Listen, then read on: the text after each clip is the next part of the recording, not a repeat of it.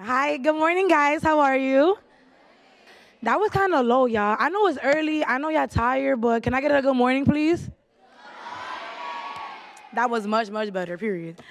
Look at all these beautiful faces. How's your morning going so far? Good, good? I'm glad. My name is Kyla Peralta. I'm one of the senior tag ambassadors for TAG. I've been a senior tag ambassador for about 5 years. So I've been here for a minute, y'all. I'm not going to lie. It's been a really good ride. We love TAG, y'all. But first, I would like to thank you all for coming for today's event, which is whether or not we have the top 5 meteorologists in the city to here to inspire and educate you all. So make sure you ask those questions that y'all want to ask today because they're going to be here. But first, we can't forget that it's Women's Month. So can I get a one round of applause for all the women in the room right now?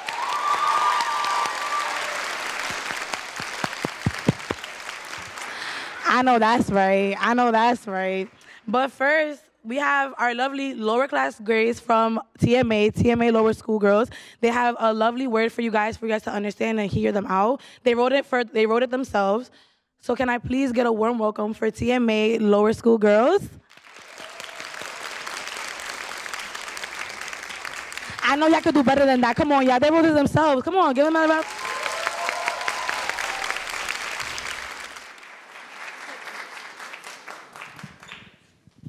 We are dedicating these poems in honor of Women's History Month and our beloved warrior for justice and education, Dr. Hazel Dukes, President of New York State NAACP. She was always an advocate for Harlem Community School District 5. I am a phenomenal woman.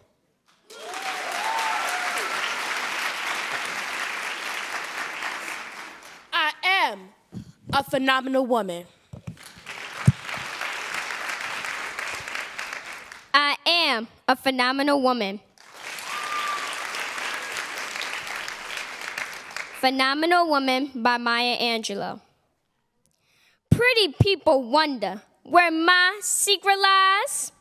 I'm not cute or built to suit a fashion model size. But when I start to tell them, they think I'm telling lies.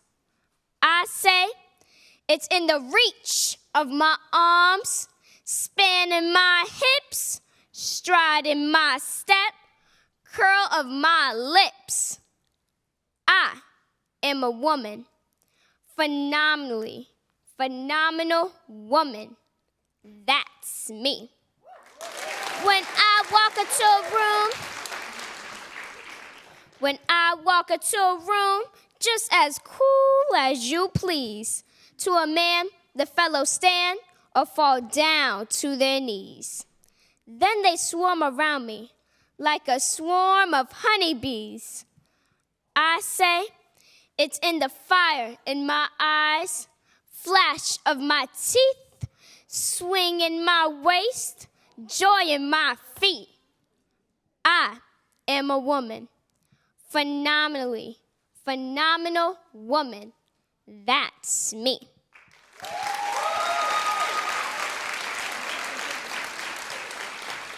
Now you understand just why my head's not bowed. I don't jump or shout about or have to talk real loud. When you see me passing, it ought to make you proud. I say, it's in the click of my heels, bend of my hair, palm of my hand, need of my care. I am a woman, phenomenal woman. That's me.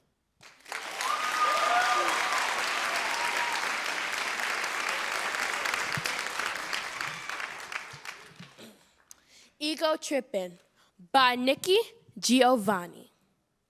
I was born in the Congo. I walked to the Fertile Crescent and built the Sphinx. I designed a pyramid so tough that a star that only glows every 100 years falls into the center, giving divine, perfect light. I am bad. I sat on my throne, drinking nectar with Allah. I got hot, so I sent an ice age to Europe to cool my thirst. My eldest daughter is Nefertiti. The tears from my birth pains created the Nile. I am a beautiful woman. I gazed on the forest and burnt out the Sahara Desert with a packet of goat's meat and a change of clothes. I crossed it in 2 hours. I'm a gazelle, so swift, you can't catch me.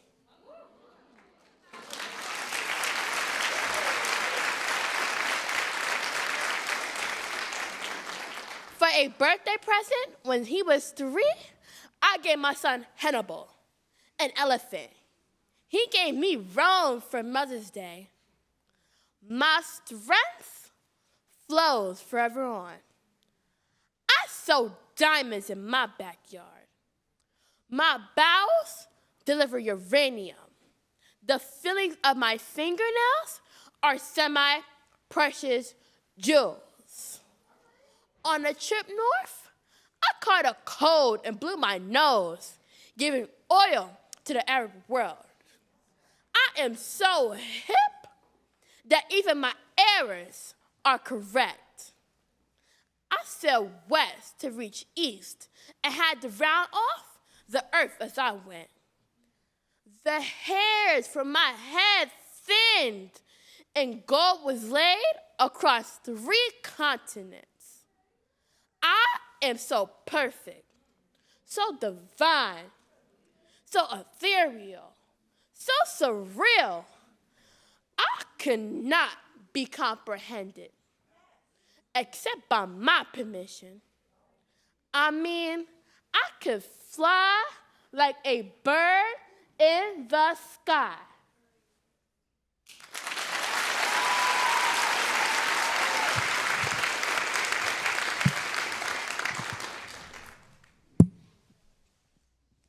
Still, I Rise by Maya Angelou. You may write me down in history with your bitter, twisted lies. You may try me in the very dirt, but still, like dust, I rise.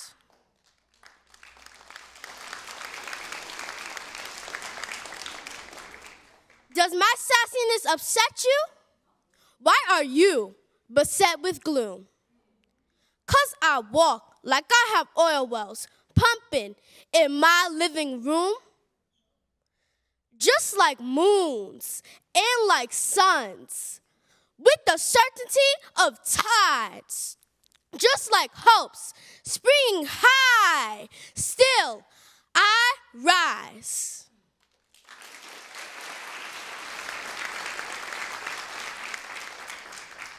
Did you want to see me broken?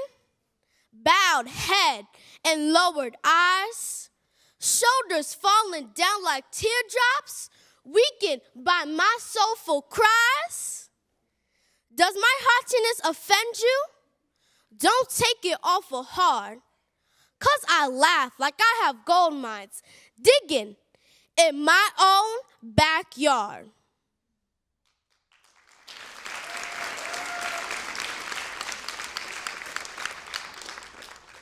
You may shoot me with your words.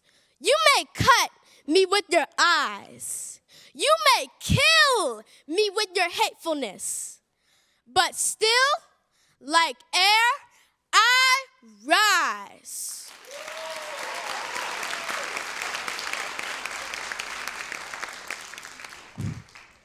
Out of the huts of history's shame, I rise. Up from a past that's rooted in pain, I rise. I'm a black ocean, leaping and wide, welling and swelling, I bear in the tide.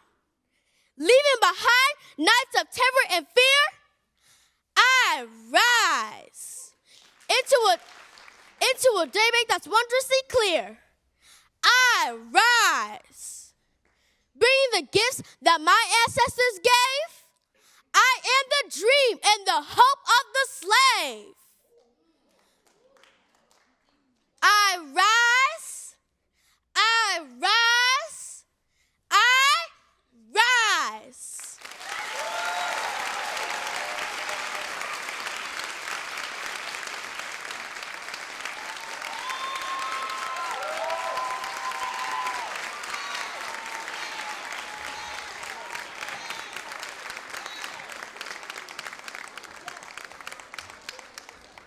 Let's rise to our feet, y'all. That was amazing. Round of applause.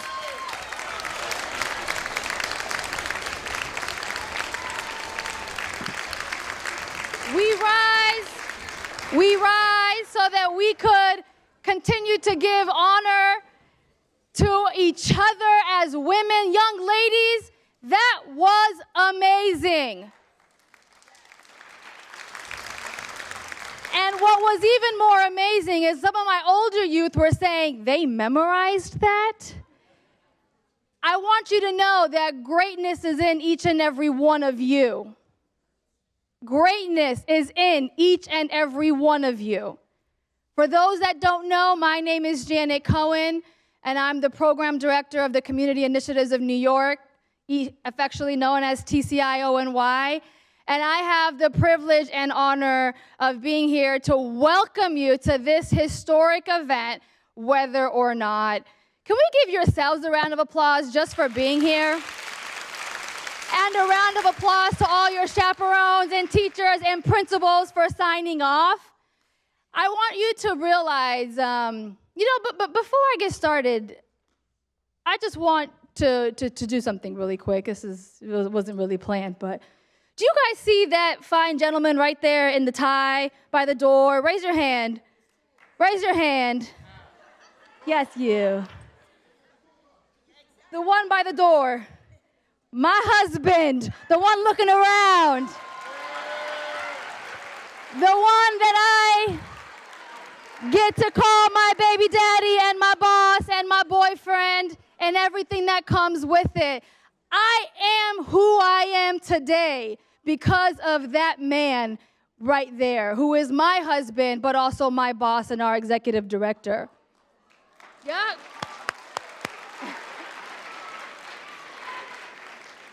I am the woman that I am today, and the mother that I am today, the wife that I am today, and the leader that I am today because of that great man. And I cannot take a moment, even in Women's History Month. Everyone is celebrating women, but I want you to know that to be a strong, confident, secure woman, many things can come to play. For me, that strength, that confidence, that boldness came from marrying someone who saw what was in me. From surrounding myself around other leaders and young women and older mentors who could look at me and say, "You've got something." Women's History Month is not just about you being great on your own. It's about us being great together. I honor my husband during Women's History Month because I am a woman of God, and I understand that my relationship, my purpose in life is because I have a man who is able to lead me closer to God. And so I thank you, babe, for all the 3 a.m. morning wake-ups, for putting on and thinking about these creative events, whether or not. I would like to take my time to celebrate my husband. So please, just give him another round of applause. We have a few opening remarks before we bring forth our panelists who are going to share some amazing, motivating, and inspiring stories. I'll just let you know that here at TCIONY, we don't believe in just learning inside of a classroom. The reason why we do events like this is because we know that when you walk out of those doors, the real world, that's all a classroom. A classroom to teach you how to communicate, the art of decision making, the art of perception.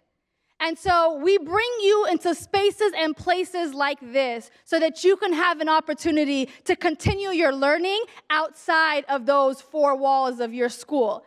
And so I want to give a shout out and a round of applause to Columbia for hosting us as well. This beautiful space. Now, our first young lady that's going to motivate us with her story is none other from New York City, Chief of Staff, Kenita Lloyd. She's the Chief of Staff to the Chancellor, and she has just been a great partner and of TCI ONYs, and we are so excited to have her. So please stand on your feet and let's welcome Kenita Lloyd.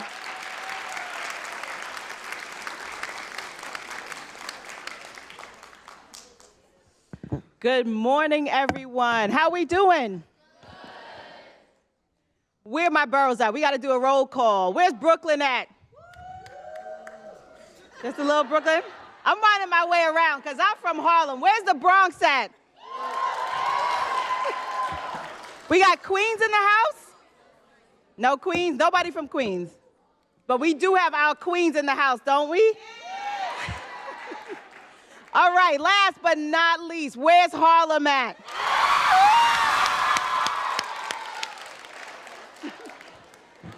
All right, my name is Kenita Lloyd, and like you, I'm from Harlem too.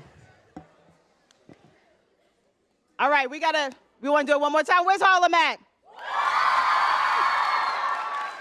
All right, everybody ready to listen? Everybody ready to enjoy today's panel and the speakers that Miss Janet and Reverend Al Cohen are bringing to you today? I'm so happy to be here. I said I would do it.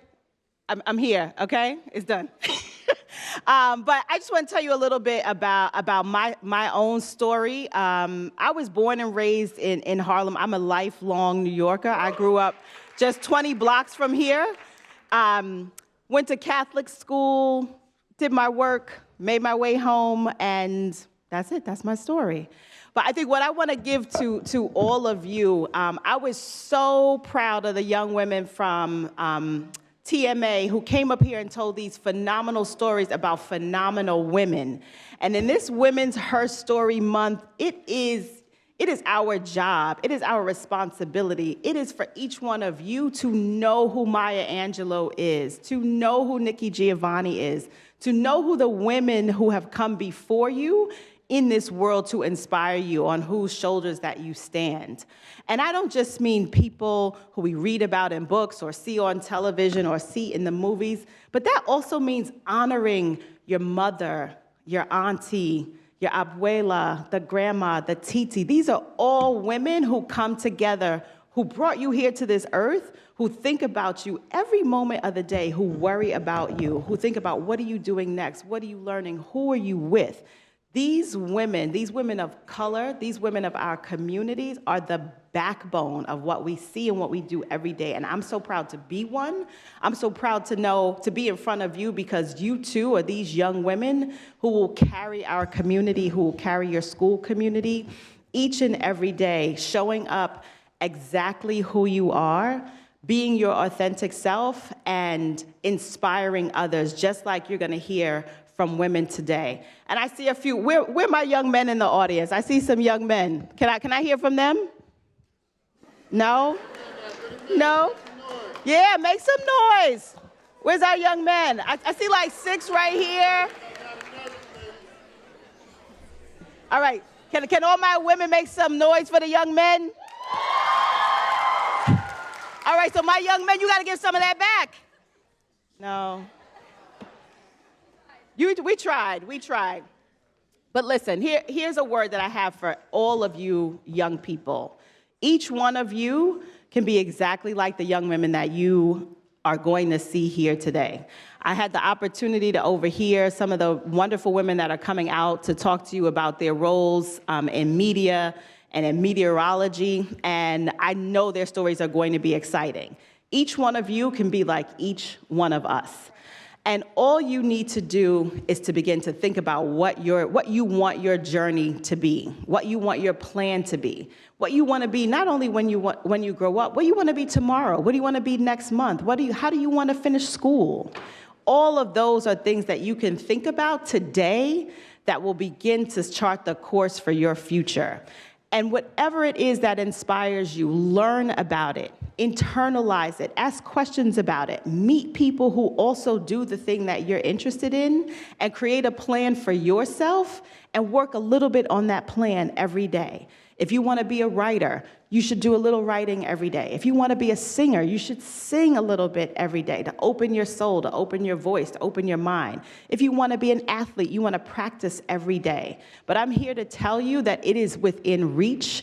It is within reach for each one of you. You are all phenomenal women and young men, and capable of doing amazing things, not just in Women's History Month, not just in your school, but in life, in your community, and in this world. I give you all my love, and I hope that you are inspired today and ask the questions that you want to know while you have this tremendous opportunity to be with the young women who are going to be here today. Have a great day.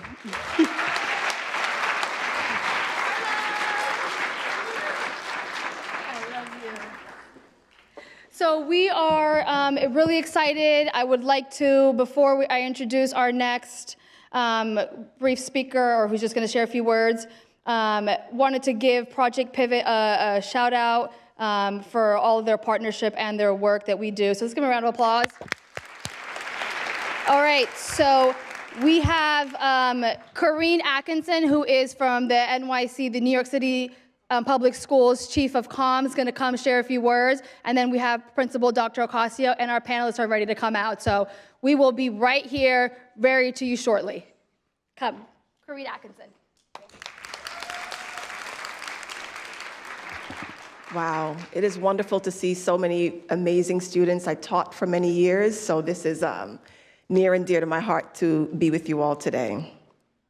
Before we begin, I can't give enough honor to Al Cohen and his incredible wife, Janet Cohen.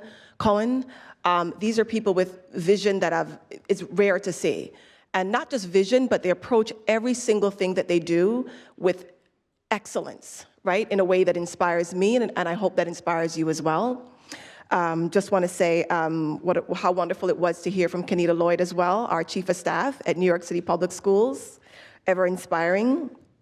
So I'm incredibly thrilled to invite everyone here today, highlighting the incredible journeys of women in meteorology. While I'm not a meteorologist myself, I know the power of visibility, representation, and storytelling in allowing you to see what's possible in your own lives. Meteorology, like many STEM fields, lacks diversity. We all know that. I'm sure you'll hear much about that today. But that's why panels like this are so important. They show you what's possible when women push boundaries in spaces where they haven't traditionally been in. So I want you to see yourselves in these women here today, not just as panelists, but know that one day you too can sit in these seats. And one other thing I wanted to share with you is, as we think about STEM and the many fields that you can consider as you think about the possibilities and future careers that you may want to go into, I want you to think broad, right? Beyond what's traditional. A doctor is wonderful, a lawyer is great, a chief of comms is fantastic, a chief of staff is incredible, but there's so many other wonderful fields that you can consider, and I want you to think broad when you think about your careers and the next phases in your life. So thank you so much, and I wish everyone incredible futures.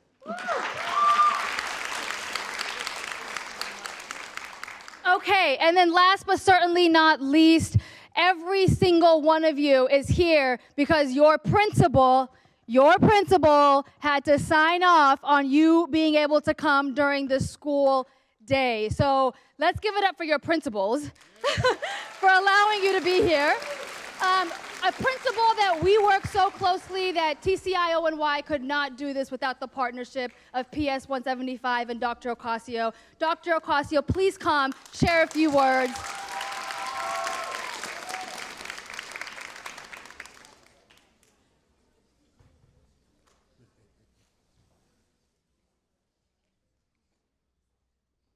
Good morning. I'm really not sure how I follow our TMA young ladies, right? So thank you so much, and I will be brief, but I just wanted to share something with you. And it's that superpower that's in each one of us. I speak to you today as daughters of immigrant parents, as a female, and as a minority. And my biggest superpower is that of decision making. Every day we make tons of decisions, big ones and not so big ones, but always important ones, right? So for example, Ella Fitzgerald faced many challenges growing up, but she made bold decisions to follow her career in music.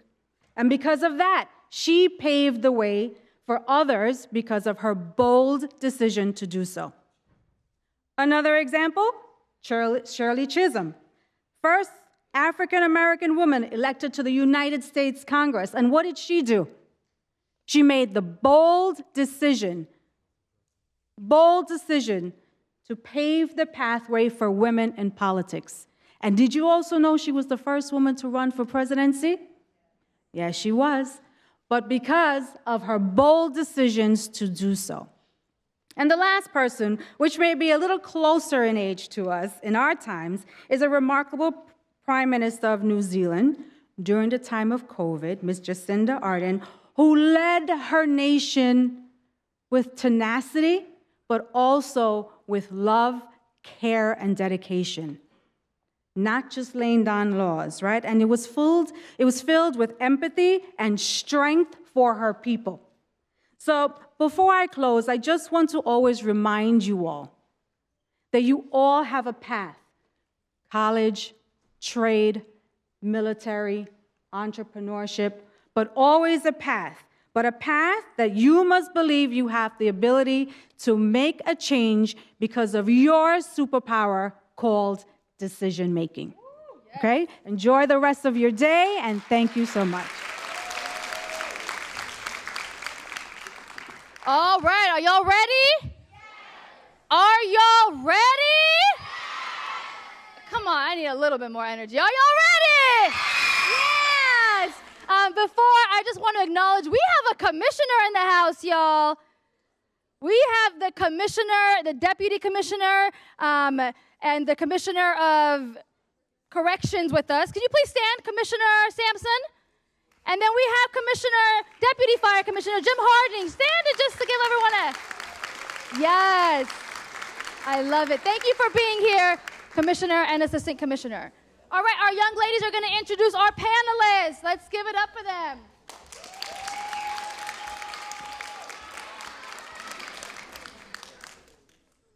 Good morning. Well, first, I'm going to say thank you to my teacher who got me here, first off. And anyways, good morning. I'm Maya. I am in the first grade, and today I'm representing, fifth grade, and today I'm representing PS 175. Today, our first panelist is Hope Onawaske. And correct me if I'm wrong. Hope Onawaske is an award-winning on-air meteorologist for News 12, The Bronx, and Brooklyn. She is a Nigerian-American from Brooklyn. She discovered her passion for weather at the age 8 after watching The Day After Tomorrow.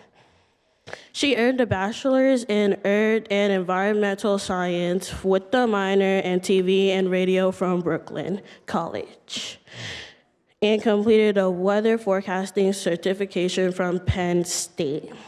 Okay.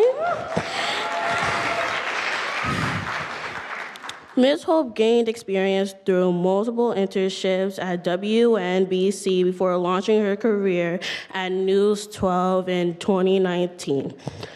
She has won both an Edward R. Murrow Award and an Emmy for her weather and climate projects. Committed to representation, she inspires young girls to pursue their dreams, believing that with positivity and determination, anything is possible.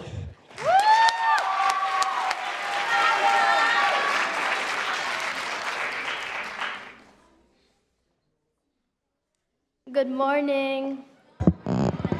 I also wanted to thank my principals, and my classmates for supporting us.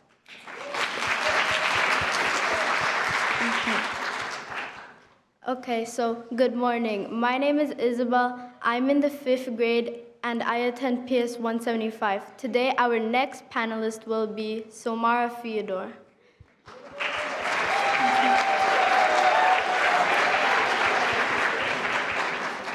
Somara Theodore is a meteorologist for ABC News and Good Morning America, working along Chief Meteorologist Ginger Z, born in Los Angeles to Trinidadian parents.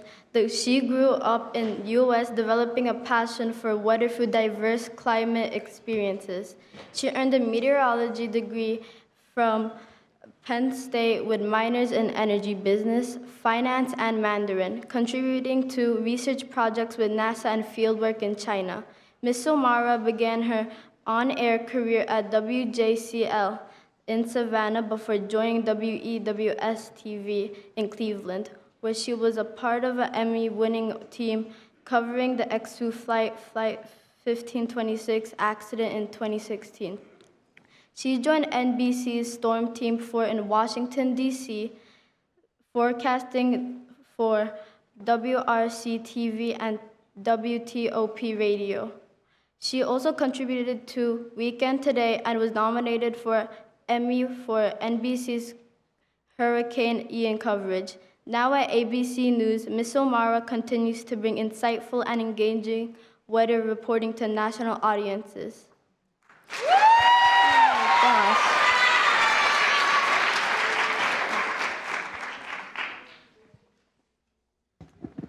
Good morning, everyone. Come on, where's the energy at? Good morning. Thank you. Okay, I would like to do a quick thank you to my school. I'm from Bronx Health Sciences High School, by the way. My name is Madison. Okay. And I am introducing Danny Beckstrom. Danny Beckstrom joined ABC 7 New York and Eyewitness News as a meteorologist in August 2022 after serving as chief meteorologist in ABC Los Angeles affiliate. Before that, she covered hurricanes and extreme weather as a morning meteorologist in Fort Myers, Florida, playing a huge role in the coverage of Hurricane Irma. A Boise, Idaho native, Danny holds a broadcasting journalism degree in Brigham Young University, where she was a cheer squad member and entered at New York 1. She later earned a certificate in broadcasting and journalism and operational, I'm so sorry, y'all.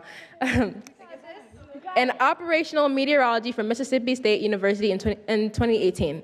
A passionate foodie and sports fan, Danny loves exploring New York's vibrant restaurant scene and cheering on local teams. Introducing Danny Beckstrom. Great job.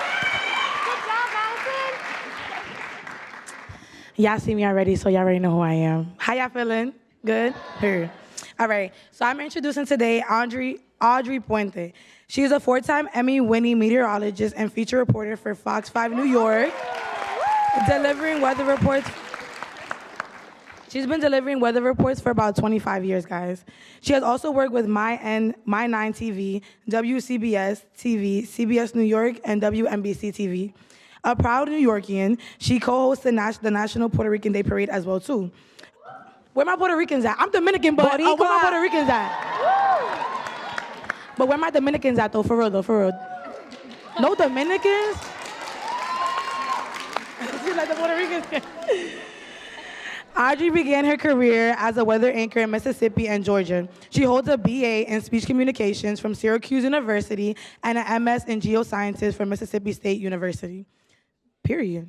She is a member of the National Association of Hispanic Journalists, the American Meteorologists Society, and the National Weather Association. Beyond forecasting, Audrey runs the Layers of Love coat drive, help keeping New Yorkers warm for over a decade, y'all.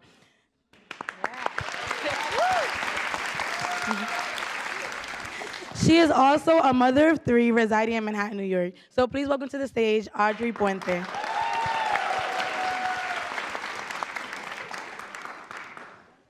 Good morning, my beautiful young people. How are we feeling today? Oh, thank you. My name is Tina Tamba. I am also a senior tag ambassador, and I will be introducing our moderator for today's event, Tashana Whitlow. Tashani Whitlow. Tashani is an Emmy-awarded anchor for Good Day. Yeah, there she go. Tashani, right? Mm-hmm. Tashani is an Emmy-awarded anchor for Good Day Wake Up on Fox 5, airing weekdays from 4:30 to 7 a.m. So y'all better stay in tune, turn on that television.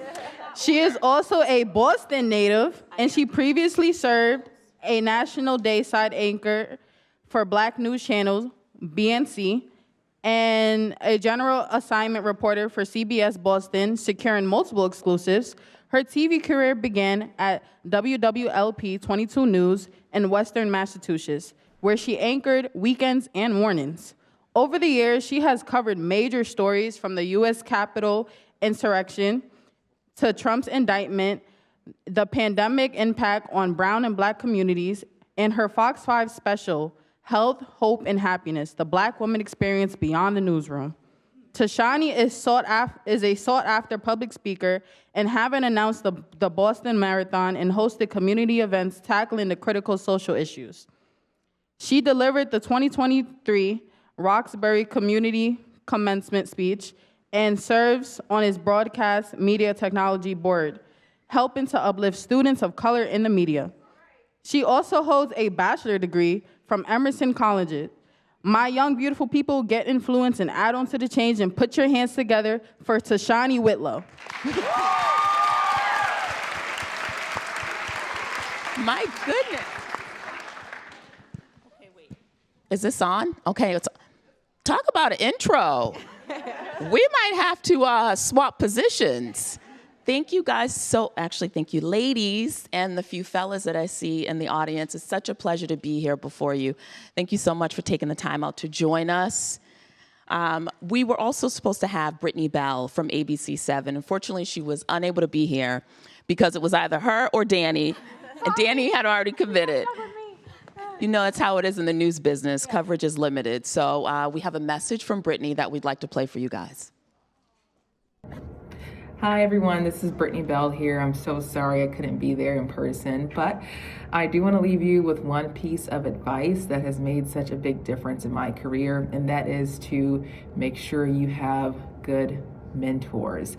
I still have mentors now, even at this point in my career, that I text and call if I need advice. So that is one thing. You need someone that can encourage you and give you great advice, because this business can be difficult and it can be tough on some days. So you need someone who has been there and done that can just tell you how to pick your head up and how to navigate a newsroom and how to navigate this business that is changing day by day, even hour by hour. And the last thing, this one's hard. You want someone that can give you constructive criticism, but someone that cares about your growth, someone that's going to be honest with you, because you don't want someone that's going to sugarcoat things, that's going to keep you stagnant. You're not going to be able to grow. So have a mentor that you can trust that will give you constructive criticism and show you where you can improve, and that will make such a huge difference when it comes to your career. Thank you guys. Have a good one.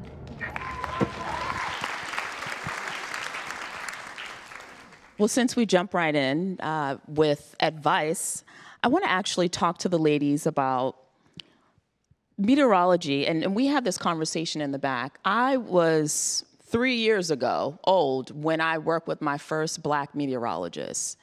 I had never seen a Black meteorologist prior to that. And so to sit here before you with these beautiful 4 women, 3 of them being women of color, is just absolutely amazing. So I want to know, at what age did you realize that you wanted to go into this field?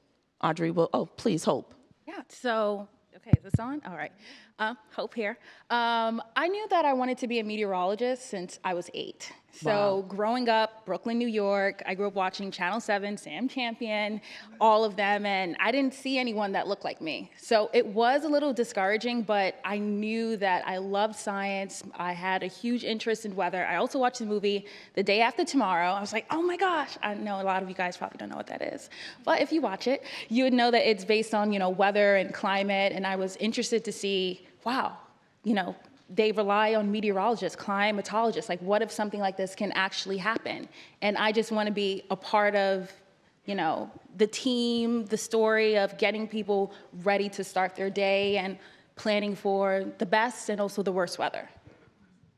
Can I have Audrey answer? I'm taking a little step. So I've been up since 1:30, just for some background information for anyone. We're hoping that we can sway you all into a field of science, to STEM. And within that, you'll decide to venture into the news business. I want to say this before we continue. And I only started to say that because in case my voice starts to crack, which this lovely woman is helping me with some honey. When we talk about the future, and I know for many of you, it can be frightening. And I remember being your age and being really concerned about what my future looked like. And to be honest with you, not really even thinking about my future because at the time, things were so bleak for me. I grew up in a single parent home. I had a mother who was ill. And I also had siblings who were younger than me that required a lot of my attention, both of them, my mother and my siblings. So to think past today was almost impossible for me. But it took me finding what my why was, and that brings us back to what motivated you ladies to decide to go into the field of meteorology. And so what I want you all to really tap into, and even if you don't decide to do what we do, I want you to recognize that it's possible. I don't want you to look at us and think that we are so far from where you are today and not recognize that we were you yesterday. So with that, we're gonna keep on going. Audrey, do you mind telling me, because you're from I don't know if you guys know, Audrey's family, it's like the Tito Puente, like the man. But you're from a family of musicians. When did you realize that you wanted to go into meteorology? Good morning, everyone. I'm glad you just shared that story because that resonated with me. I grew up in a musical family. If those of you don't know, my father was Tito Puente. Your young ones, your parents are probably playing his music. Or making you listen to it. I was almost given or assumed that I would be in the music industry, and I veered off on my own path, which came with a somewhat criticism and judgment. However, I stayed true to what was true to me, and while right now you may think, I'm not sure, my family may want me to do this, or I may have responsibilities around that, I would tap into what is true for me, or for yourself, and what you love. What do you love to do? What do people tell you you'll be good at doing?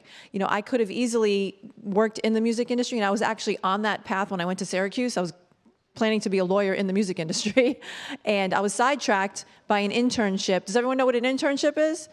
Yeah, great. So it was my last semester. I was going to graduate, and my friend said, you know, you're always watching that stupid weather channel. You should really take this internship in the weather department at this NBC station. And I did, and the weatherman there put me in front of the camera. I made what back then was a videotape, and it changed the course of my life. I had always loved weather. I was always fascinated with weather. However, it was assumed that I would be in the music industry. I thought I was going to follow a traditional path of like doctor, lawyer. And this man turned my life around by putting me in front of a camera and saying, I think you'd be really good at this. And I thought, oh, I could really do this. This is a thing. So sharing all that is to say, whatever you can imagine, you can make, like you can create. Dream big and follow it along. Stay true to yourself, and it will all work out. Thank you. Yeah. So this is very much so like a call and response type of situation. So if anything that we say moves you, please, by all means, clap. And if you have a question, I know we have an order, and I apologize. Sometimes, you know, I like to color outside the lines, which is not a bad thing. Well, it's also acknowledged we're on live television, so like we're used to like going with the flow. Going with the flow. Yeah. Going with the flow. This is live? Yeah. Right now? No. Oh, I mean, that wouldn't be a problem. Sorry. Okay. But if you decide that you have a question and you want to ask it, please, by all means, come down to one of the mics and we will get right to your question. If you're in the middle and you can't get up, you can raise your hand, and we just need you to use your big voice so everyone can hear you. All right? Capiche? All right. Okay, so we're talking about career journey and inspiration. Now, we know that this is your dream job, Audrey, but how about you, Samora? Is this your dream job? Oh, absolutely. I have been dreaming this dream since I was younger than you all. I was 5 years old, and I saw a movie called Twister. Now, you guys got the second one that just came out recently, Twisters, but I came up on the OG Twister, and I said, Mom, what are they doing? What are they called? And she said, those are meteorologists. And I said, I want to study the weather. I want to chase the weather. I had always been fascinated with earth sciences. So that's what got me intrigued. That's what exposed me. But it really was having an encouraging mother who fostered an environment where you can do whatever you want. And she gave me little nuggets of wisdom that helped carry me. Because sometimes when you're dreaming a dream that big or that different, a lot of people can't see what you see. And they'll say things to you. And it could be as small as, what's that? Just with that tone and inundation that could dampen your dream. So she taught me, you don't tell everyone everything. And when you're going for your dreams, you don't tell anyone until you've already done it. So you keep that close. And you hide it in your heart. And then when it blossoms, it blooms. To piggyback, it's okay, you can clap. To piggyback off of you, Danny, you mentioned that your mom was instrumental, and so was mine. It was actually my mother who said to me, where do you see yourself? What do you want to do? And I'm like, I don't know, like, I'm not thinking about that. And she said, I see you on TV. And I remember looking at her in that moment and just like, what is wrong with you? We don't know anybody on TV. Do you have a connect that I'm unaware of? But it was years later when I realized that. And sometimes you may realize that where it's just a pit, it's a feeling in the pit of your stomach that's just inexplainable, where you know this is what I'm destined to do. Yes. And so, did you want to? Sure, I'll share. Yeah, you know, when I hear stories like Samara's or like Hope's or like Brittany that we heard from, you know, grew up as a little girl wanting to be a meteorologist. My path was so different.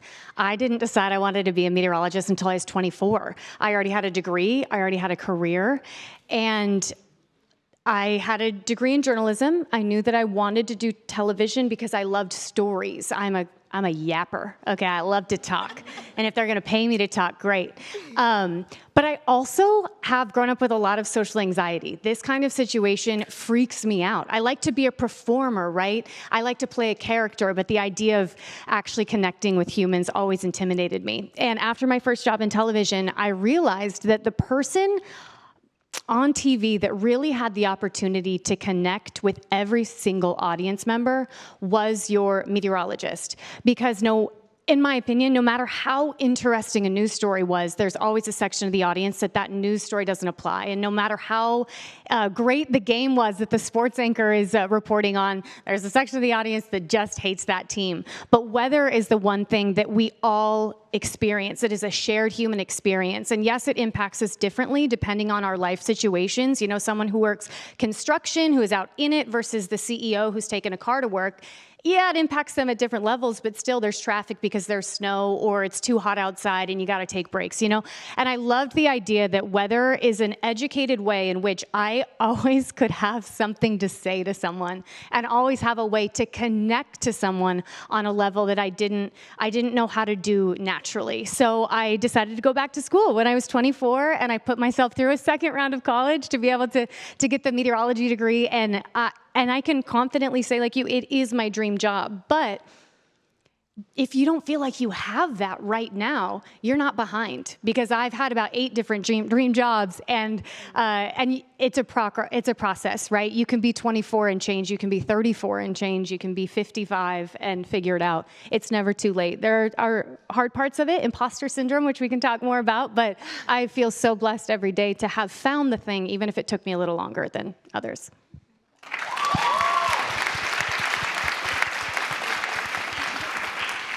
I love that, Danny. It's like the message was so strong. You were like, I have to be here today to deliver it. Please. We have a question. It's our first question. Okay, so any of you guys can answer this, but have you ever had someone tell you that you weren't able to become a meteorologist? Yes, Ever I'm in going to your go life? for that. I bet we could all say that. Yeah, I actually had a teacher tell me that. I wasn't doing too good in the class. I was struggling, and that was, life happens. I was in college, and I just wasn't doing my greatest work. And they pulled me to the side, and instead of saying, well, this is what you need to work on, this is how they said, this isn't for everyone. Maybe you'd be better off doing, and they mentioned another major. And I just remember hearing that, and it didn't sound like my truth. So a lot of times people will say things to you. You don't have to take everything. You can leave it. You can say, okay, thank you. That's not me. So it wasn't for me. So I just want you to always remember when you hear those things, if it feels dampening to your spirit, just leave it with them, okay? Great question, too. Yes. I love that we are already getting the ball rolling with the audience questions. Pink, we got you next, okay, honey? Hello, my name is Skyla, and this question applies for you all. And I wanted to ask, what is your biggest setback, and how did you overcome it? Ooh, I can start. Imposter syndrome has been my biggest challenge, feeling like I don't belong, whether that was because I came up a little bit later than maybe some people do, or just the fact that, we're women. That has been a challenge, but feeling like I'm not deserving of opportunities, but also feeling like I'm not qualified for them. And I think fighting through that is really difficult. How do you do that? I think it's just you knowing yourself, you're working as hard as you can, and that you do belong to be there. And I've kind of figured out a way to turn some people underestimating me into an opportunity. I love being underestimated because let me show you. There's a difference between being disrespected and underestimated. But look at that as a gift because it gives you this really great opportunity to prove them wrong. And you just got to believe that you're worthy of every seat that you're in.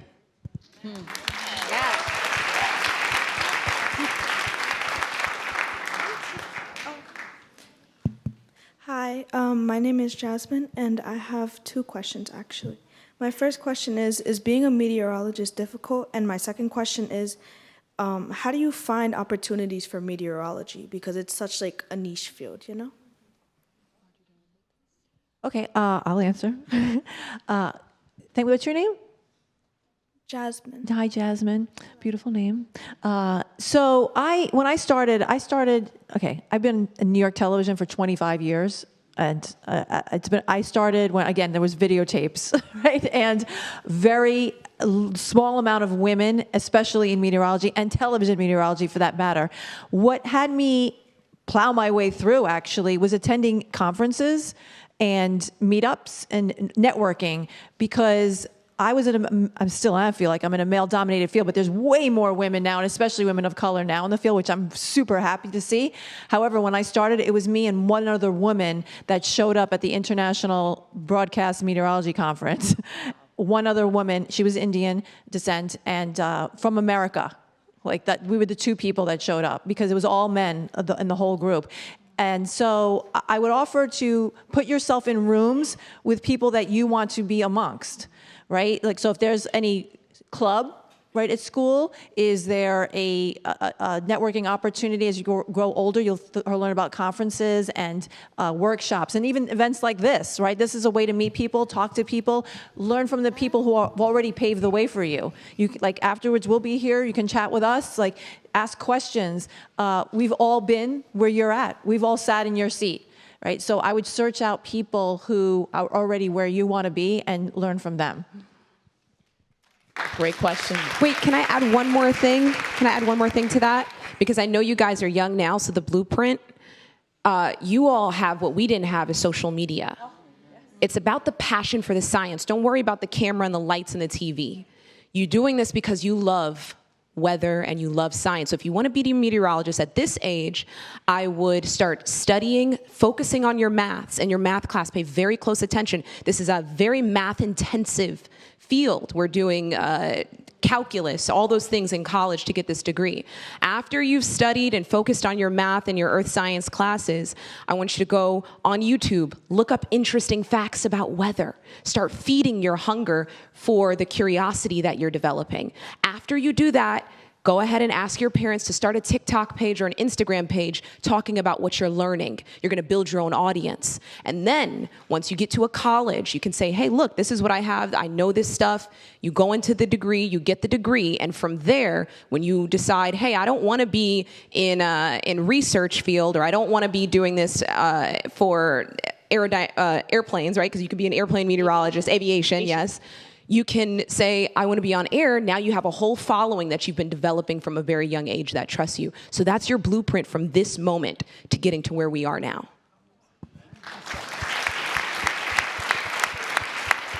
We have one. This young lady has been waiting, so we're going to have her. Hi. Hi, cutie. What's your name? Emma.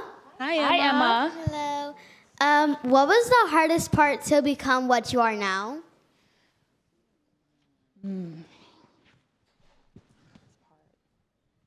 I would say the two things I think you definitely need, you need the drive and you need the ambition. I would also say you need something or someone to believe in.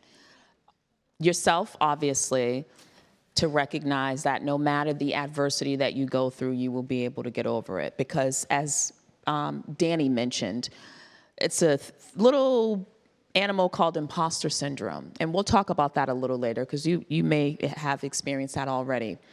But there's so many setbacks in life that even just trying to make it in this industry that we've experienced, and I'm sure even at your young age, you've also maybe have experienced as well. But it's just knowing, and I believe you said this as well, Samora, just knowing in your heart of hearts, this is what I'm meant to do, and standing on top of that. And just knowing once you fall, as long as you get back up, you can achieve anything. Yeah, I was going to say, to piggyback on that, Emma, listen, I have 3 teenagers, so I know what goes on with, everybody ribbing everybody and making fun of people and stuff. But the loudest voice you're ever going to hear is the one in your head, right? So it's about talking to yourself, and that's the greatest relationship you're going to ever have in your life is the one you have with yourself, and the loudest voice again is the one in your head. So there will always be people that will disagree, will criticize, and all that stuff. But if you again stay true to yourself. And, Danny did mention, she went for it, right? She knew what she wanted to do. Once you, if you feel it here, you'll know. You'll know. If it's right for you, it's right. Thank you. Yes?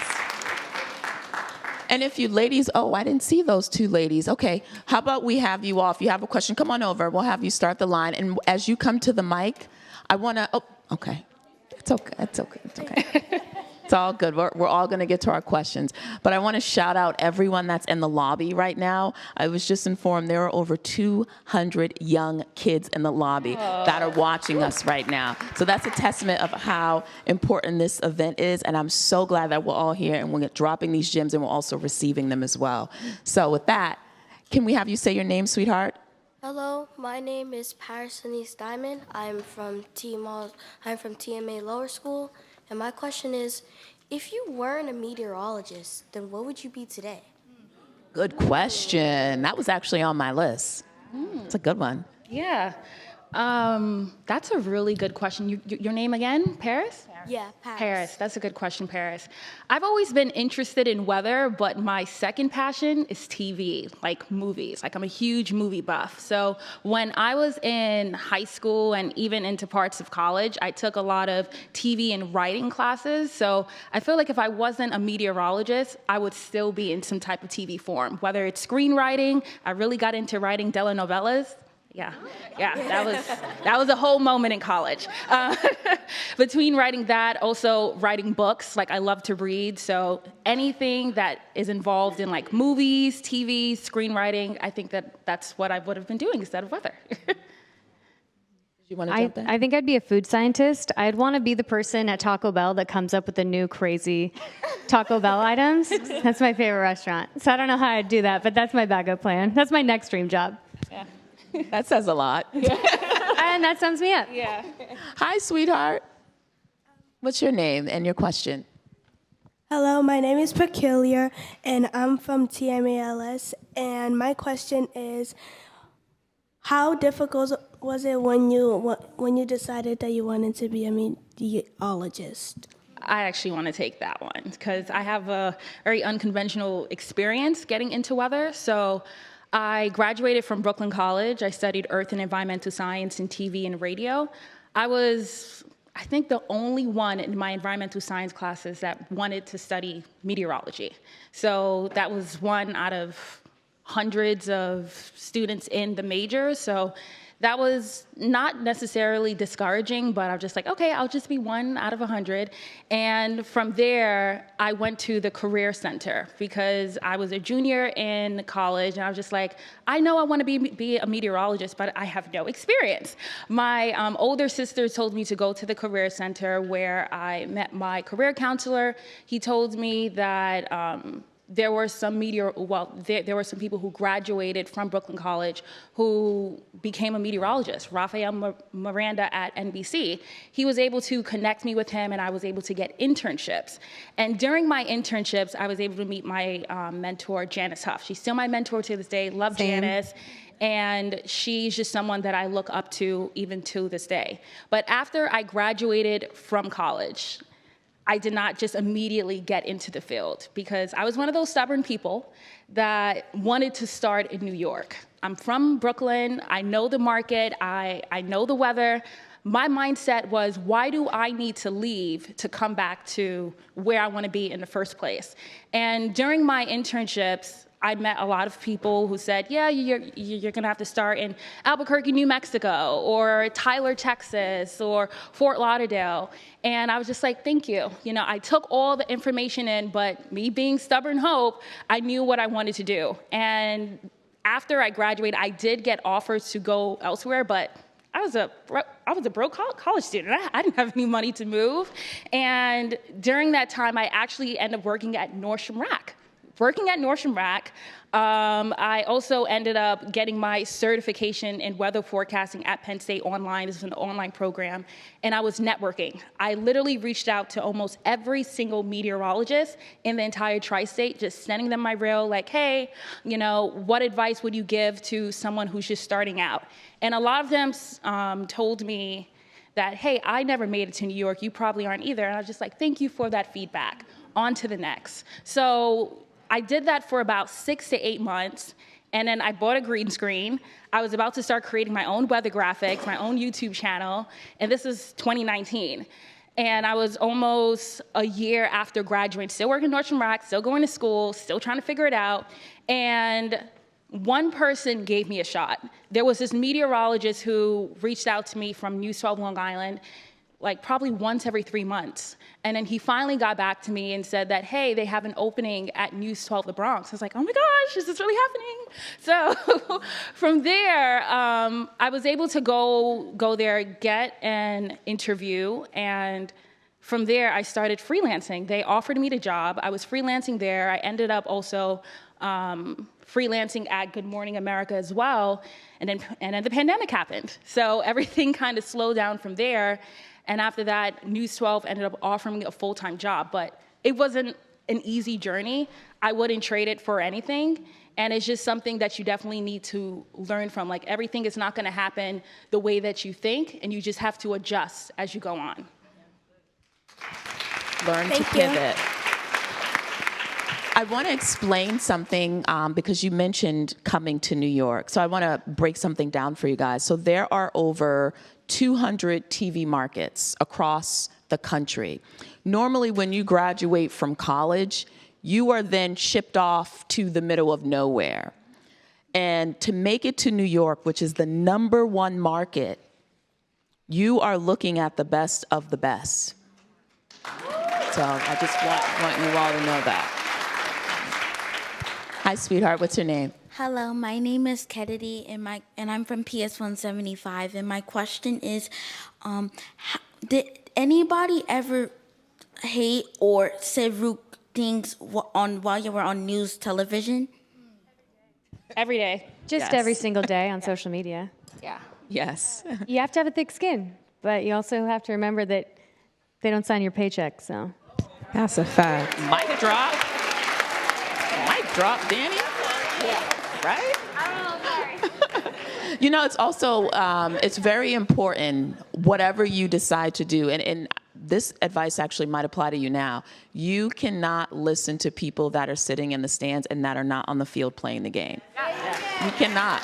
And it's your game of life. You're the one, you're in control, you're playing. So I learned that, and I'm sure we all have learned that along the way, not to listen to people outside because they will try to beat you down. But playing off of what Brittany said, it's healthy to take constructive criticism, right? Criticism. But be mindful of who is offering that feedback. If it is someone that you love, that you would ask for help from, then yeah, take that constructive criticism. If it's someone that isn't living a life that you're interested in, then you don't need to listen to that. Well said. Oh, I'm sorry, honey. We have, hi, cutie pie. What's your name? My name is Darian, and I'm from New Heights Academy. I just have one question. What can my principal do to be a best principal to prepare us for careers in STEM? Oh, yeah, and she's here, by the way, in the back. So how can principals prepare students to embark on a journey of meteorology? What would you say? Science, right? Science is first and foremost. Yeah. Technology. I'll just speak because, growing up, my favorite subjects were geography and math. I actually did not like science. So that's throw you off. And so, you don't have to love science to actually have a job in the science industry, believe it or not. There's other things that are going on business-wise, education-wise. So I always go back to the fact of like following your passion. It may not be science right now. Maybe it is geography. Maybe it's sports, right? There's science in sports. There's science actually in everything if you really think about it. So as far as like for your principal to follow how to encourage them to encourage students to follow a job or a path in STEM, it would be to look for sciences and things that you may not even think are actually involved in science. There's sports. There's even the science of like speech communication, like people how they talk. It's everywhere. I would tell your principal to actually look for it in the things that you like. Yeah. Hi, honey. So we'll go one and one because it looks like we got a nice healthy crowd on both sides. Can you introduce yourself and then your question? My name is Aset, and I'm from TMA Lower School. And my question is, what are some obstacles you faced when you were trying to get your degree? I'll start. So here's a very specific story for me, and I was actually able to thank the person who helped me out. When I was in my senior year, I ran out of money, and I was unable to get financial aid at the time. And I remember reaching out to our dean and writing him a letter and just saying, hey, this is my situation. This is my financial background. I do not have family to lean on to ask for financial assistance. I am the first college graduate out of my family. If we can make this happen, can you assist me? And he helped me. And what was so rewarding on the flip side of things, I'd say maybe a couple of years ago, I ended up hosting a gala, and he happened to be one of the guests. And I remember going over to him, Lee Pelton is his name, and I said, I want to thank you because now here I am, I'm in New York, and it was because of you I was able to graduate. So that's my story. Yeah. I just want to elaborate more on that point. You guys are growing up in an amazing time with the internet. I didn't have that when I started in this business, or even had my interest in meteorology. I went to what I like to call Barnes & Noble University, okay? Because I went to Syracuse, as I mentioned, to be a lawyer, and so I learned a lot about the weather by sitting in Barnes & Noble bookstore and reading books all the time. I was there especially the one in Union Square. I don't even know if it's still there, but I was there all the time in the aisle reading books on meteorology. And I eventually went back to school. I'd already worked in New York. I was behind the scenes for 3 years and then decided I wanted a degree in meteorology. I was taking classes at Hunter College here and there, and I went I went to Mississippi and went to the Mississippi State University because at the time they were the only school in the country with broadcast meteorology as a major, and I earned my master's degree there after already taking a lot of earlier classes. My point is that your question was regarding about education, like formal education. It's actually everywhere. You have it in the palm of your hand on your smartphone. You can actually start reading now on whatever subject you want. And I mean, there are ways actually to be having a full-on career without ever even going to college. Not that I'm going to say that to all the educators, I understand. But you are growing up in an amazing time where anything is actually possible. Just do the work. If you do the work, it'll happen. Hi, honey. Hi, my name is Edwini. I'm from PS28 White Brothers School. And my question is, what was your favorite thing of doing your career? Like your favorite part?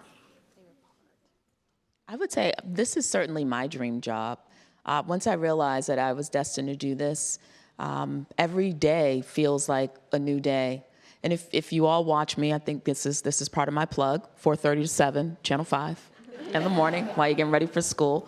I try to bring that energy every single day to the job because I'm really not only grateful, but I'm blessed to be able to do this. And every day just feels new and exciting. So I would just say waking up every day to do something that I love to do. Yeah, just to piggyback on that, as a meteorologist, weather always keeps you on your toes. So it's always a very exciting experience every day. Like, okay, we do the forecasting, we do the background work, but depending on the type of storm that you're going to run into, it's always just like, ooh, just what's gonna happen? And like seeing that unfold and being part of that journey is always exciting to me. Thank you. I love to see you guys. And look, we're here talking about meteorology a lot, but whatever it is you want to do, it doesn't have to be meteorology. It doesn't even have to be science. I know this is the theme of today, but whatever it is that you love to do, figure out a way to actually have a career around it and get paid to do it. I mean, I get paid to talk about the weather. Period. I mean, it's great. I love it because I'd be talking about it anyway, right? So, yeah. You'd be that friend we'd call, like Audrey. I am that friend. I still am. Yes. Especially when planning vacations. Yes. Hi. Hi, my name is Leah, and I'm from Thurgood Marshall. And my question is, when did you decide you wanted to become a meteorologist? Good question, Leah. Any takers? Okay. Well, I decided when I told you earlier I had an internship and the weatherman put me in front of the camera and said, have you ever thought about doing this for a career? And I said, no, I'm going to be a lawyer. And he said, I think you might have a future in this. And I already had loved weather, never thought it was an actual career path. And that changed the trajectory of my life. I told my parents when I graduated, I said, I'm not going to law school. And they said, what are you going to do? And I said, I want to do weather on television. And they said, how are you going to do that? I'm like, well, watch and see. And I figured it out. That's a whole other story we can sit here for another hour with. But that was my moment. You ladies had some earlier stories when you were children, correct? I'll say mine. I'm not a meteorologist, but I'm an anchor. And my moment was I happened to do an interview for someone for their company. And I watched the interview back. And at that time, I had been searching, trying to figure out what my calling was as I was watching and helping my friends around me answer their call. And it was literally, I mentioned this earlier, it was like a lightning bolt in the pit of my stomach. And it was almost like a voice that said, that's it. And ever since then, I've done everything in my power to make that happen, including going back to school like you, Danny, and just really taking it serious and putting all of my eggs into one basket. So did you want to say something, Hope? Yeah. Yeah, I wanted to be a meteorologist since I was 8 years old. So again, growing up in New York, watching the local meteorologists on TV, also the movie The Day After Tomorrow, it was just out of this world weather-wise, and thinking like something like that can actually happen. Also growing up in a Nigerian household where your options were either you're going to be a doctor, you're going to be a lawyer, or you're going to do engineering. Thankfully, my parents were more open-minded. I am one of 4 sisters. I am the youngest, and they kind of got the brunt of like, hey, you're going to do this. And, you know, they did get some leeway and still end up doing what they love, but just having that support system as a young child, knowing that you want to do something, your family supporting you, even going to school. When I told my friends or even teachers that I want to be a meteorologist, that was kind of strange from a 7 or 8 year old. So even though that, you know, it's not the most common career, it's something that you should still go for no matter what anyone says. Thank you. Hi. Hi, my name is Maddie. I'm from PS28 Wright Brothers School. I'm in the 5th grade, and my question is, were you guys friends? Like, are you guys friends with the people you work with, or do you just see them at work? Good question. You want the tea, huh?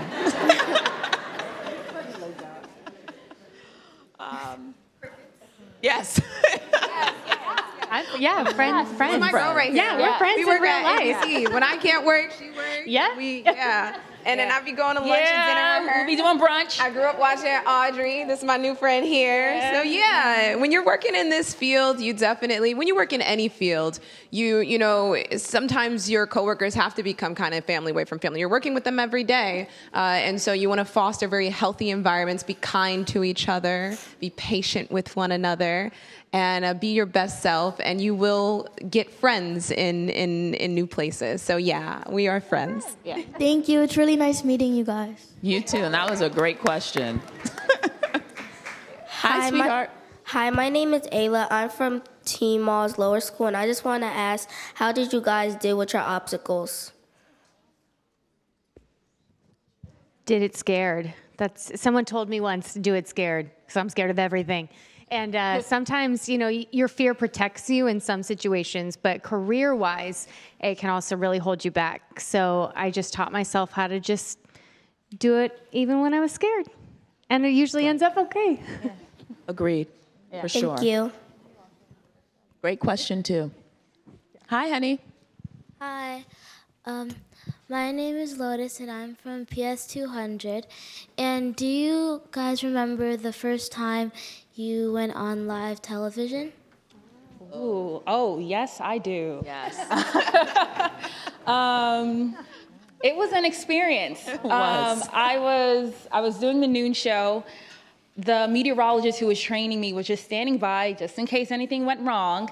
And I had knots in my stomach because I was excited because I knew that my parents were watching, my friends who supported me through my entire journey was watching, and I'm just like, I'm doing it. Like, it was nerve-wracking, but also very exciting to just be living the dream and just being in that moment. Yeah. And you were in New York, too. Yes, in New York. Huge. Perfect. How about you, ladies? I can tell you the first time I was live here in New York City, which it had taken 10 years to get here. I'm one that did start in the middle of, has anyone heard of Pocatello, Idaho? Yeah, that's the first place I started. It truly is it was the longest 51 weeks of my life. I was on a 1-year contract. Anyway, so it took me 10 years to get to New York City. I finally made it here. I was so excited. My first show was a noon newscast. As soon as they tossed to me, my mic pack fell off, crashed to the ground. And then they can't hear me. I'm live on television. I don't know what to do. And is that not live TV? And just having to learn how to pivot. And then I thought to myself, well, it can only get better from here. And it did. It only got better from there. That's a good one. So I remember my first breaking news live hit. And I'm in market 116, 120, Western Massachusetts. I'm on this dark road by myself. I set my own camera up. These are the days of MMJ. Set my own camera up, my lights. I'm alone, literally no one around me. And I think it was a fatal car crash. I hear my producer in my ear, and he goes live, and I just pause. I freeze, and I'm just staring in the camera, and my producer screams in my ear, "My talent can't remember her line." And I think it was in that moment when he screamed in my ear that something inside of me just kind of woke up. So I will never forget that day. Never. I think we're on this side, right? I'll go right to you. Thank you for telling me. Thank you. Okay, hi. Hi, my name is Miriam. I'm from A. Philip Randolph. And you guys mentioned imposter syndrome, so I'm wondering, how did you cope with it? Or how do you cope with it? Thank you for bringing that back. Yeah, we all, right, can agreeably say that we've dealt with imposter syndrome. So what is imposter syndrome? Good question. Explain it, yes. So it's when you're doing a role, but you feel, and you're capable of doing it, but you feel like you can't, or you feel like you don't deserve to be there, or you feel like you're doing it wrong, or folks are watching you and they're gonna see you get it wrong, but you're fully capable of getting it done. That's imposter syndrome. And a lot of times, sometimes people's outside voices may make you feel even more like, I'm not supposed to be in this room. I shouldn't be sitting on this stage. I shouldn't be waking up early in the morning on Saturdays and Sundays and doing Good Morning America. I shouldn't be talking about weather. Who am I to do those things? So you have that voice in your mind that's incessantly telling you that you're not supposed to be here. But there's also the reality of the situation, right? The reality is, I've loved this since I was 5. The other truth is, I went to Penn State University, one of the most renowned schools for a meteorology program, and got my degree. I worked hard for it. I then took the time out every day to stand in front of a mirror and try and translate science to the general public. I practiced every morning, every night. I did the work to be here. I understand what I'm talking about. So in the moments where you feel like you are somewhere you shouldn't be, you have to tell yourself the truth. And the truth is, you should be there. Samara preaching over here. Is she not the coolest person? Amen. I need that on a loop to play to myself every morning. I mean, that's it, right? Yeah. We deserve to be here. We fought to be here. Yeah. You deserve to be here. And that was good. Nothing for that. That was amazing. Thank you for that mic drop. Hi, sweet. Oh, excuse me, honey. Hi. Hi. My name's Journey. I'm come from the Young Women's Leadership School of Manhattan. You guys are thick in here, huh? I want to actually ask 2 questions, if that's okay.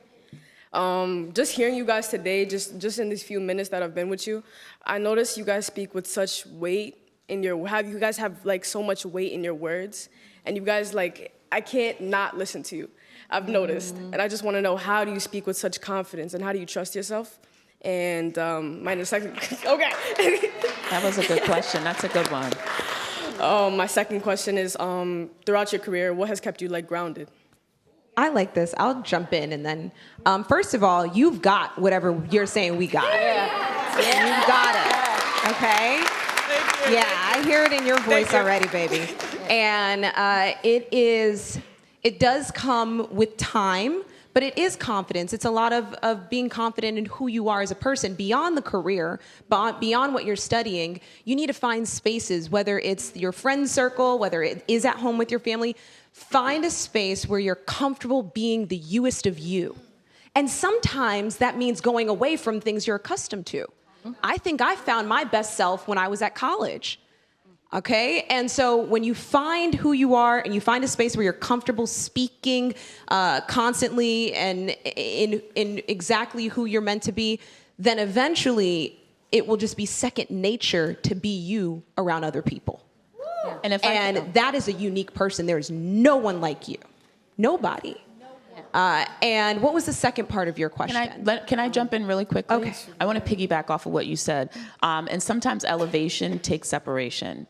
And it's not that you're being shady to your friends or anything like that, but sometimes for you to really take it to the next level, regardless of what that next level is for you, it sometimes takes not hanging out with your friends one night, not talking on the phone, not being on social media for 2 hours before bed, but really doing the things that almost scare you, as you mentioned, Danny, running into that fear instead of running from it. Oh, and my next part of my question was, what throughout your career keeps you grounded? Growing up in a Trinidadian household. I think your family definitely keeps you grounded. And to your point, you're going to be a doctor, you're going to be a lawyer. Yeah. So the bar was set high coming out. And I was just and so my parents, they expect nothing less. Yes. So that definitely keeps me grounded. And also remembering this. I'm on Good Morning America, but I don't own the position. I own the moment in the position. So it's my job to own the moment. Okay? We don't get to keep this forever. I don't want to keep it forever. I want you up here next. Yeah. And with that being said, you stay grounded by reminding yourself that it is just but a moment. Enjoy it, do your best work in it.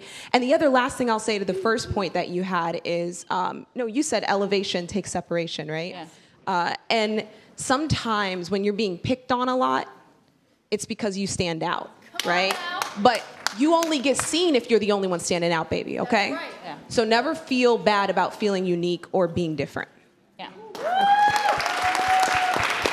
Thank you. It was wonderful getting to ask my questions, and I hope you all have a great day. Thank you. You too.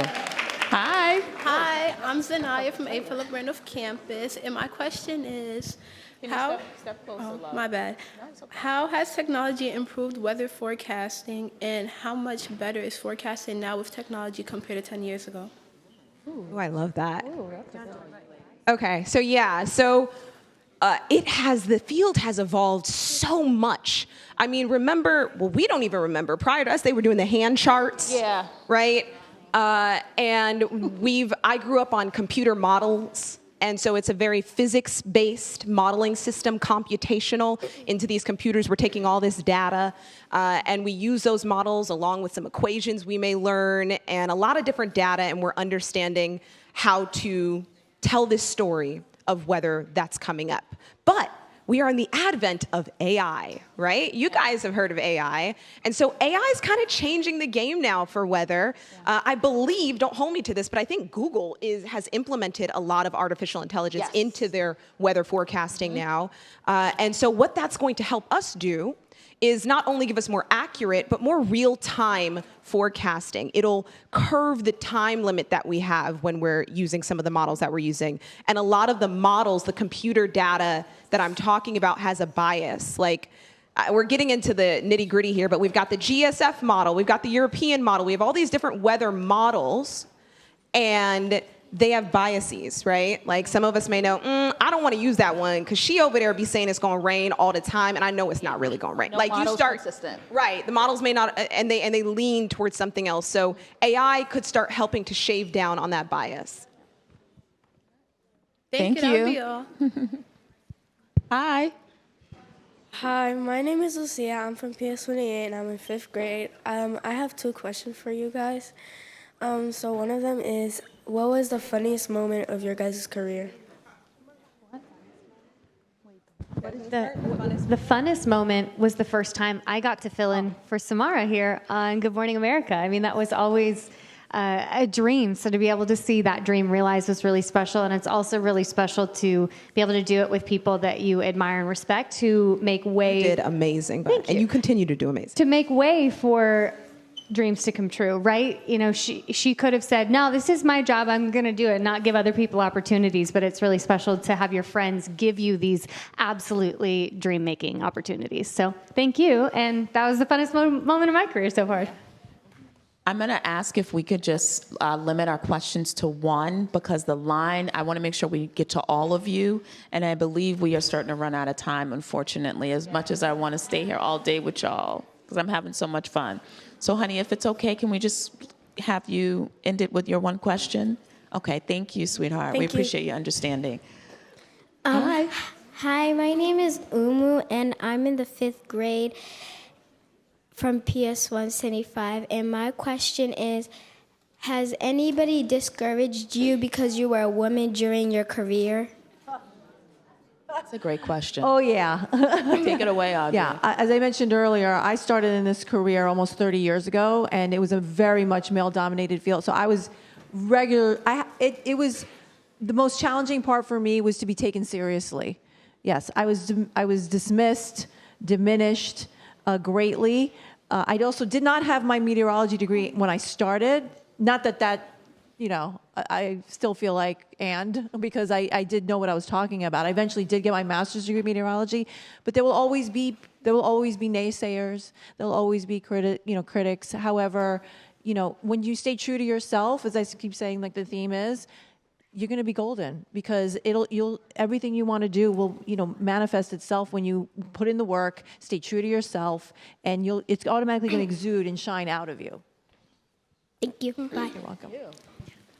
Hi, my name is Jamie. I'm from PS28 and I'm in 5th grade. What do you think, when do you think like you're gonna retire of your job? Girl. When you're ready, baby, to come up here, I'm going to make sure I move out the way just for you, sweetie. Can I move in with you? Because rent is high. I love that you're planning retirement already. That's fantastic. You know, I'll answer that and say, I think when the moment comes in life, as you're going on these journeys to chase your dreams, new dreams appear. Yeah. Okay, so once one is realized, I've got other dreams. I can see myself maybe soon being very wealthy on an island, teaching science to students. Wealthy being the operative word. But I think when the answer to your question is when the next dream appears, that's when I will transition. Also, when you feel like you've served your purpose. Yeah. Thank you. Hi, welcome back to the mic. Hi, my name is Aaliyah. I'm from TMA. And my question is, like, what roles / jobs do you have as a meteorologist? You guys have hard jobs because when you get it wrong, we're like, I've been carrying this umbrella all day long and not one raindrop. That's a very rare occurrence. We're usually right, so it's very rare. So for the roles, we do a few things, right? It depends on what type of meteorologist you are. That's another thing I want to mention out here. You don't just have to be on TV to be a meteorologist. You could make sure that those planes are safe up there. You can work in aviation. You can get to the dollar on Wall Street, okay? Because if you can tell the future about the weather, you can help a lot of people save money. You can also do research. You can teach. There's so many different fields. But as for us as television meteorologists, we're forecasting. So we're having to put into play everything we learned in school. For me, working at Good Morning America, sometimes I have to travel. I have to go into the thick of the storm. So you may get to travel and experience the storm in real time. You are sometimes having to do radio, right? Sometimes you have to do radio, give forecasts to radios. Back in my day, I did newspaper. Yeah. So there's a lot of different roles you serve, but you just want to get this scientific information out to the general public. Thank you. Hi, my name is Magdalene, but you can call me Maggie. I'm from PS28 and I'm in the 5th grade. And my question is, who do you guys look up to today that inspires you the most? As I mentioned before, Janice Huff. She's not here right now, but she's the chief meteorologist at WNBC, and I grew up watching her. She has been my rock through a lot of the darkest times, you know, in weather, just basic life. So definitely Janice Huff. Yeah. I have to say, because you just said it, Janice is there. I called her and I said, look, I don't think I can do this. She's a meteorologist at NBC. Yeah. I said, Janice, I can't do this. I wanted to, but I don't think I can. I'm just going to go be with my friends down in Alabama and go to school down there. And she said, this is not for the faint of heart, but you can do it. And it was that phone call that kept me in the program at Penn State. So I didn't know she was your mentor. Yeah. She is making so many waves in so many of our lives. Yeah. And Ginger Z, I work at Good Morning America. Mm-hmm. Ginger, we were just talking about how much of a powerhouse this woman is. And just the things she's done with climate alone have just been phenomenal. And she did Dancing with the Stars, which is so cool. Yeah. And so, yeah, we have a lot of meteorologists that we look up to. And it's just so interesting. I just started naming off women. Yeah. And that was not because that's who has been present in my life. Yeah. Thank you. Thank you. Hi, so I'm here from downstairs from the schools that are sitting down there. And unfortunately, due to the sake of time, if they're hearing me, I could only ask one question. So with that being said, this is from Watch High School. And their question was there ever a time you wanted to quit your dream or did not feel confident enough? And if so, what is some advice that you would give to the people in the audience if they are going through that? I wanted to quit when I froze during my Breaking News live shot. But if I would have quit in Market 116, I would not be sitting before you in Market 1. So it's really just a testament to when you fall, dust yourself off and get back up. Another time where I thought that, okay, this may not be it, was actually when I just started. So I was freelancing and a weekend morning position came up. and I didn't get the position, even though that I was freelancing with them for a while because I didn't have my license. And they wanted me to be the morning meteorologist, but also MMJ. Even though that position ended up changing at a later time, I felt discouraged, like, okay, maybe I'm not good enough, maybe this is not my time. But over time, having my family there, having my support system there, I knew that I can do it. Like, even though that it's not happening right now, it's gonna happen someday, and it did. So. Thank you. Thank you. And thank you guys downstairs that are watching and listening. We really appreciate all of your attention and just all your great questions as well. Hi, honey. Hi, my name is Irvani, and I'm from PS 175. And my question is, how do you have the confidence to speak to a lot of people? I don't see them. We can talk into a camera, so it sort of makes it easier because we're not really seeing the faces. It's more when we're like this, it gets a little like, oh, Yeah. hey, I can see you. Delusion is my answer. That is It's hilarious. delusion. I just pretend like I'm not doing it. This is way more intimidating. Thank you, honey. Thank you. Keep it real. Yeah. No, I'm sorry. Did I miss something? No. I'm noticing that the time is dwindling. We have 2 minutes. So if we don't get to your question, we have something special instead. I'll wait till we get to the 52 because we want to get through the questions. Okay, what's your question? Hi, my name is Talia, and I'm also from PS 175. My question is, who inspired you on your on your journey to become a meteorologist?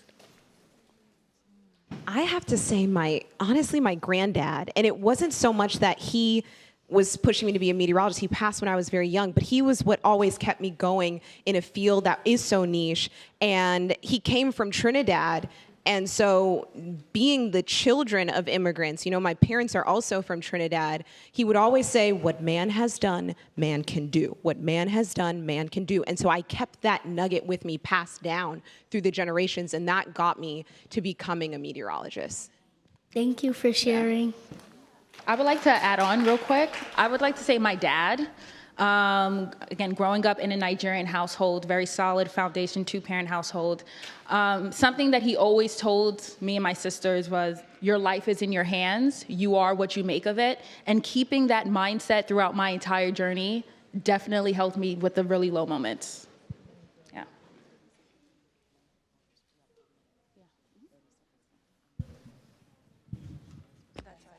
Hi.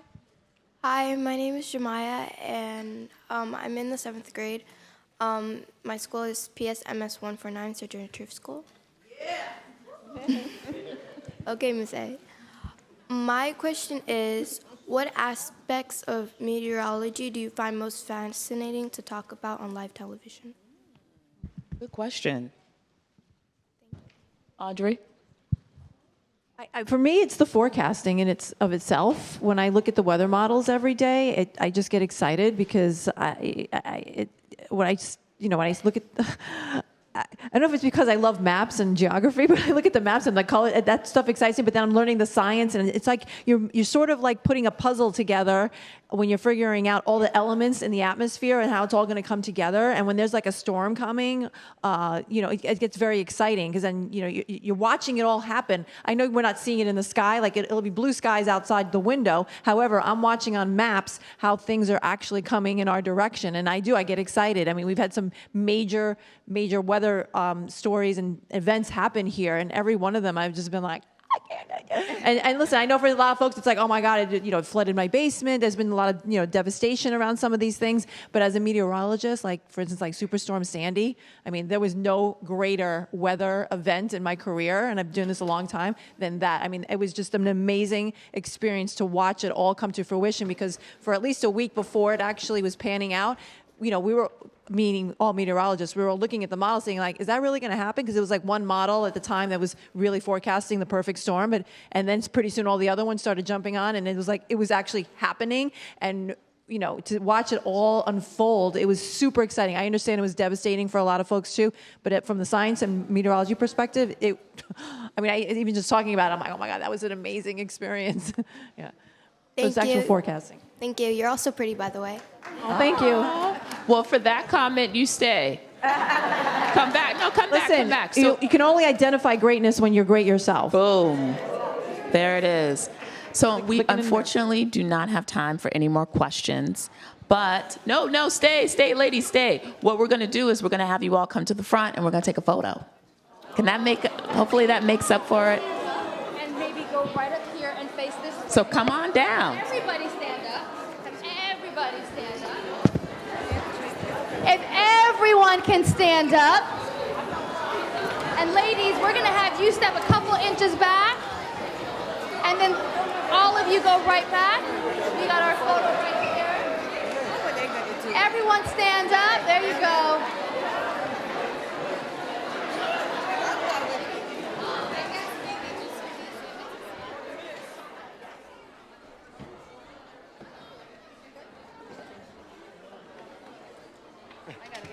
I'm good.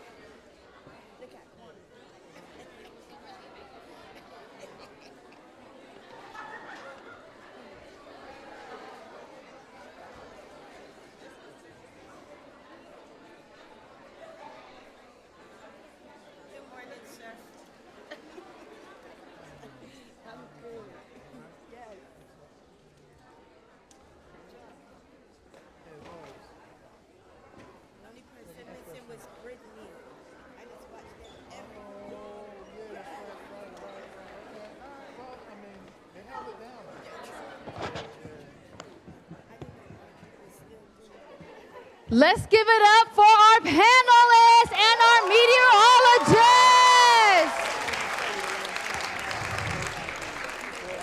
Didn't they make that look easy, y'all? They made it look easy. Can you guys just please take a seat? Please take a seat. We're not 100% done yet. As we prepare to dismiss you, we have a special performance for you. All right, y'all, if y'all could take a seat for me, that would be great. Take a seat. Our wonderful panelists are not leaving yet. We have an amazing performance for you. The boys, right? If I could have our brothers, Makai and Mario, join us to the stage. And if you guys don't mind, welcome to sit down. You can sit up front.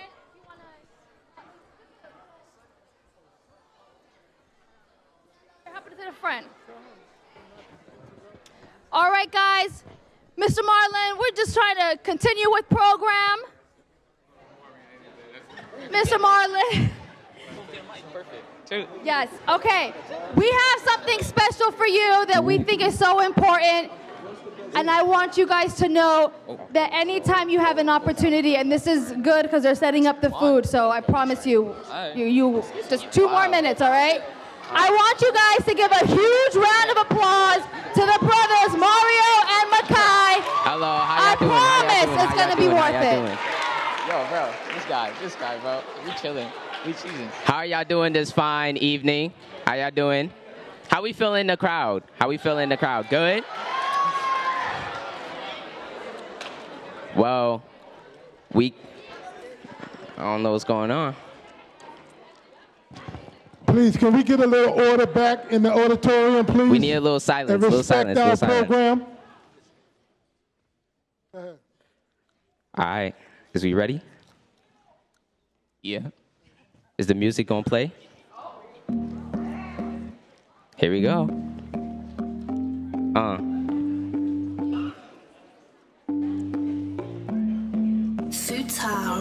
Tell them how you feeling. Tell them how you feeling. Let's go.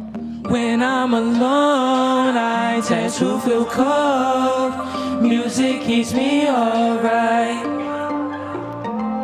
Hey, play through me, dance through me, patiently waiting, got me captivated. When I'm alone, I tend to feel cold. Hey, music keeps me alright. What? Hey, play through me, dance through me, patiently waiting, got me captivated. walk in this place, I don't see nothing but your face. Got that fire in my veins, enemies, we watching them fade. I was solo, I wasn't even solo. I chilled around the polo, you got something to say. Don't fade on me, just lay on me. I was just by myself. He was. Didn't think you were the one. Let's go. When I'm alone, I tend to feel cold. Music keeps me alright. Break it down. Wait through me, hey, dance through me, hey, patiently waiting, got me captivated. While my heart's inflated, rapping cool on the song, it can hit a playlist. What? Written on the floor, yeah, we kill it, going hard on the tour. Yeah, we so fly, when you see us, we gonna show. I got God fan by my side, we ride to the sky, we spread God's words, we spread God's Christ. What? Hey, okay, living our life, we living it right, we gonna shine, we gonna fight to show you the light to the end of time. Going up with my fan, with my bro, it's a roll, we taking a stand against this corrupt land. What? Ooh, ooh, oh, ooh. The music cut, we still going. We ain't done yet. We ain't done yet. We ain't done yet. This for the ladies. You know, it's National Ladies Day. We just want to let y'all say, shh. Look at the swag, so the room, but your eyes on something, got my eyes on you. She shine like a star when the sky's bright. Loving how she shine like a diamond when she. Look at the swag, temperature cool, pressure get high, diamond made true. What's in my bag? Mixing our tunes, we live and we laugh, never change our mood. Hey, look at her swag, temperature cool, pressure get high, diamond made true. What's in my bag? We mixing our tunes, we live and we laugh, never change our mood. Let's go. Mixing up my melody, mixing up, reminiscing that remedy. Smooth waters getting high for. Oh yeah, you made my heart go. Hey, throw me in a back, oh, cause I'm stuck on this tight, bro. Those shows feeling like life, bro. No time for fake. Feel it in my soul, gotta keep going. Now I do it up, gotta keep going. Now I staying up, do it till I own it. Remember days back then, I'm on it. Look at her swag. Got the whole thing down in her bag. Temperature cool, pressure too hot, might need a tool. My bag in the car, now we rev it up. Got the dreams in the bag when we revving up. In the car when we slide when I'm revving up. And that glowing inside. Hey, look at her swag, temperature cool, pressure get high, diamond made true. What's in my bag? Mixing our tunes, we live and we laugh, never change our mood. Look at her swag, temperature cool, pressure get high, diamond made true. What's in my bag? We mixing our tunes, we live and we laugh, never change our mood. Break.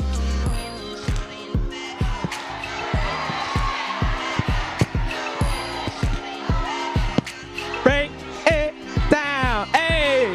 Mixing up my melody, reminiscing that remedy. Two bullets getting out for me. Oh yeah, make my heart go. Got me in a bag, oh, cause I'm stuck on this tight rope. Those shorts feel like tight ropes. This for the ladies. Look at that swag, temperature cool, hey, pressure get high, diamond made true. What's in my bag? Mixing our tunes, we live and we laugh, never change our mood. Look at the swag, temperature cool, get high, diamond made true. What's in my bag? We mixing our tunes, we live and we laugh, never change our mood. Dance.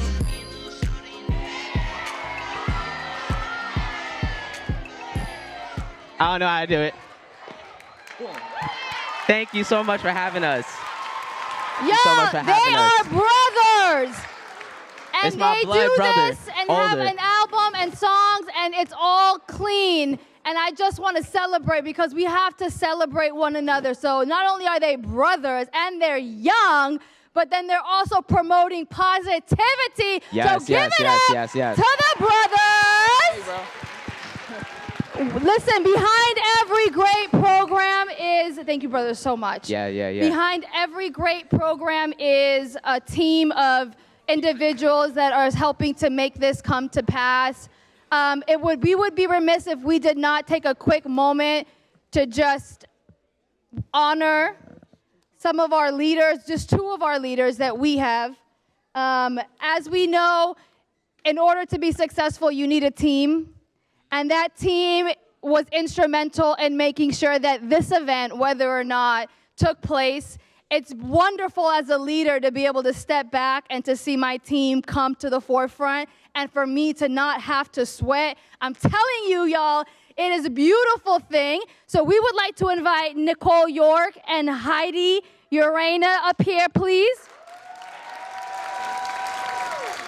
And this is presented on behalf of us, the Community Initiatives of New York, and this is for your endless service and never dropping the ball. Come on.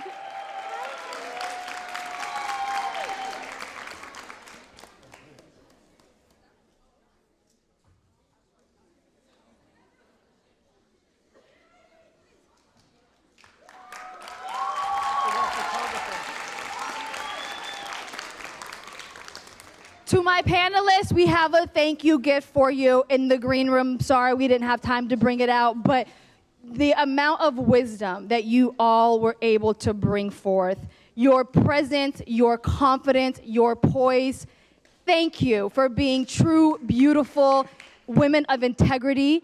It was felt today as it's felt on air, and we say continue to allow your dreams to come forth and continue to inspire more of the generations. We are so, so thankful for your time. And last but never least, the most important person in my life is this woman right here who is the backbone and the strength of all this. Let's give Miss Janet Cohen a hand. Come on, Tag family, you can do better than that. So I got her something real special and nice for National Women's Month. And she know I do this all day long, every day. So I'm not just doing this because it's National Women's Month or it's this event. I celebrate her every day, all day, 24/7, because I'm so grateful for having her in my life. But I thought it would be appropriate to present her with this on National Women's Month.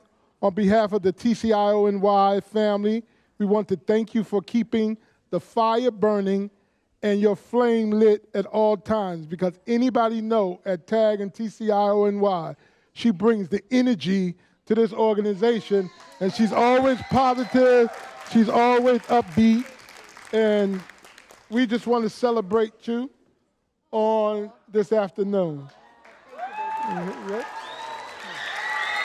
Let's give her a hand. All right, y'all, thank you so much. Please, we're going to go ahead and dismiss for the food. I want us to start by going in order because there's a lot of us here. If we could start with the first 4 rows, head downstairs, let's grab our food, and then we can go.